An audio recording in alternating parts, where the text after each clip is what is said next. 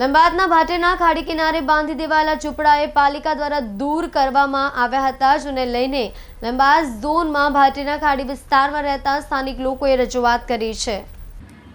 સુરતના ભાટેના વિસ્તારમાં ખાડી નજીક બાંધી દેવાયેલા ઝૂંપડા તોડવાના મામલે આજે સ્થાનિકો લંબાદ ઝોન કચેરીએ રજૂઆત કરવા મોટી સંખ્યામાં પહોંચ્યા હતા।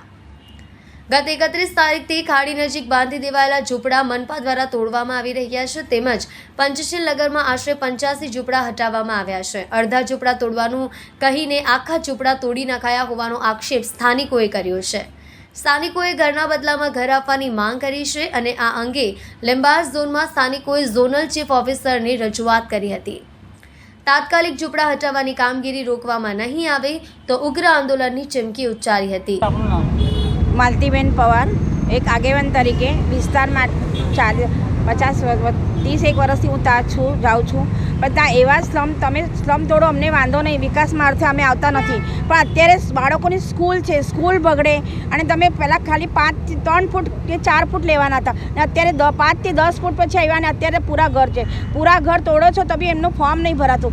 એવા લોકો ક્યાં જશે? એમને ઘર બી નહીં મળે। અત્યારે બાળકોની સ્કૂલની પરીક્ષા ચાલે છે, બાળકો સ્કૂલ જતા હોય એવા બાળકોને નુકસાન થાય।